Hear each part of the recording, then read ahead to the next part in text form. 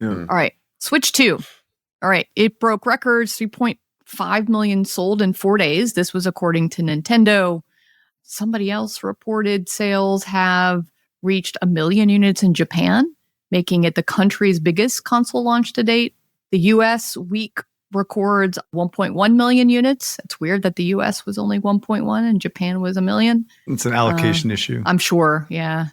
I mean, most people I know haven't gotten theirs yet. Previous record was held by PlayStation 4, according to Circana, which is in the US. The top 3 best-selling Switch 2 games, Mario Kart World, Cyberpunk 2077, and then a enhanced Zelda Tears of the Kingdom. So fanboys and girls probably got their pre-orders versus any kid by how those games are stacking up. Nintendo on track to keep its 15 million forecast by March, ? They're going to blow that shit away. Right? I mean, if they don't do 20 to 22, I would be absolutely shocked. Wow. If they can make that many. This is the launch quantities, right? They're going to keep adding more and more to the channel, and they'll sell out and add more and add more. And the whole goal is to build up inventory for holiday, because launch is different, obviously, than typical, but like 50% of the sales of hardware for Nintendo is in December, right? For the whole year, right? So it's a gift-giving item. It's something to put under the tree. And so they're going to try to build up numbers for that. And then after holiday, they're just going to keep replenishing as much as possible. And so I can't even imagine that they don't get to a 20 million plus type number by the end of the fiscal year in March. So I think the only criticism I have of this launch is the same criticism I've had on Nintendo from their inception, I think, is they give not one fucking rat's ass about third party, right? That the fact that there are no third party games or ports for anything, right? Like for Madden, for FIFA, for NBA 2K, for whatever, is only because they did not allow it, whether they did not provide the dev kits or they did not provide the support, or they wanted to make it a clean launch for Nintendo. They are the worst partner out of all the console manufacturers by a long shot, because they don't care. Having said that, I think what's cool is that for holiday, we should see all these games released. They will have a bigger install base. It'll actually probably be better for third party to release at holiday. And maybe that's part of the calculus to some degree. But anyway, they should have lots more games available at launch for this title besides like Cyberpunk. And that's it, right? And like enhanced Tears of the Kingdom. Yeah. Yeah. I mean, but content's coming on, right? So Donkey Kong's coming, and then they have the Pokemon game, which my kids are really excited about. And then a bunch of other stuff for holiday. Nonetheless, this looks like the absolute killer launch. So are they making positive unit economics on this? Is there margin on each unit?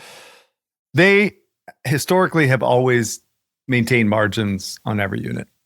Yes. So I don't think this would be any different. Plus, it's like just an update. It feels like it's not like a whole brand new. I mean, they probably still had to change some of the manufacturing, but they probably have some economies of scale, don't they? Yeah. I haven't seen an estimate on the bill of materials on this. I just haven't been looking. I just assume that they're basically break even, because that's the way they've always positioned themselves. Break even or better. I don't understand what this unlocks, Eric. It just seems like, iOS, 3GS or something. It's a hardware update. The internals get updated a little bit. It can run a couple more third-party software. The narrative's the same. I mean, listen, I'm not promoting the camera thing, but I have had younger folks say that the camera thing is cool, that you can kind of pretend you're an influencer, the picture-in-picture thing. How many iPhones have you owned over the last 10 years, Mr. Philip Black? Quite a few. And if they gave me more upgrades to the Switch, like on a more continuous basis, I'd easily buy into that.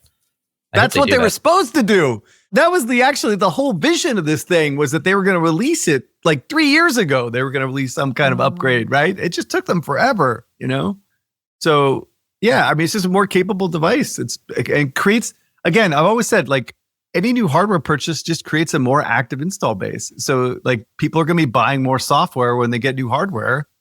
And frankly, the original Switch was a piece of shit, okay? It did really well, and it was a successful launch, but it was a terrible piece of hardware. It was a joke, even then, right?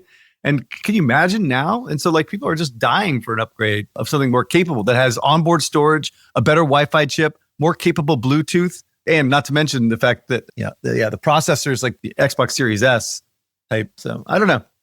think this is a far better strategy than starting over. like starting up with some other new like crazy scheme like the Wii U, like this is it. This is what works. Not very innovative, I'll tell you that much. And so, but you don't like innovation. Not on hardware. No, I think that's not that this is a far better business decision than starting over from scratch with a new install base, convincing people to buy something new. Well, it's basically a relaunch. Was it 8 years? So, you weren't born yet and now you're an 8-year-old. It's brand new to you. So you get, in a sense, like another guaranteed launch success, because if you had success with the first one, the next 8-year-old's probably going to be like, cool, this is awesome. How we think about it in toys, right? Like every 8 years, you can relaunch a brand because it's brand new to someone. And if it was successful, just launch it again. And then you have nostalgia, because apparently 8 years is nostalgia, as proven by Fortnite when they. I'm fascinated how Nintendo just keeps on getting this audience, like always, like a new batch. It's so weird, and keeping the old batch. It's fantastic characters and IP nostalgia. Yeah. As a parent, you're like, oh my God, I grew up on Mario. I love it. Even though you try to go back and play Super Mario Brothers and you want to kill yourself. It's so bad. Yeah. Yeah, because we just played Super Mario, I think, like yesterday on the old Switch. I put my girls to it, and they're like, "It's kind of lame. Let's get on Roblox. Yeah. Like, what are we doing this?"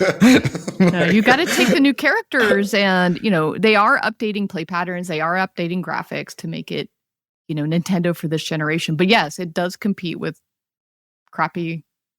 Well, I shouldn't say crappy, because those kids love Roblox games. But the thing I'm remarked by is they haven't had the impact from Roblox. Like, I expected something to show up in their numbers, and there hasn't been like any. Roblox is on the other platforms. They're on PlayStation and Xbox. Yep. I can't imagine they'd ever be on Nintendo. It's possible. It's like 80-90% on mobile. Yeah, but they're marching towards 100 million MAU. Like, I would expect they're there. to touch Switch in some way. And it doesn't DAU. feel like 100 million DAU, dude. Yeah, DAU, excuse me. The quality of the content is so at a different level. Yeah. Like, it doesn't matter. You're competing for time for a limited group of people. And I'm shocked they've been so resilient to Roblox's Inquisition. It's parent approved. Many, I don't know if you guys have the same thing. Many parents are like sneaking in a little bit of time on the Switch themselves because they have that nostalgia going.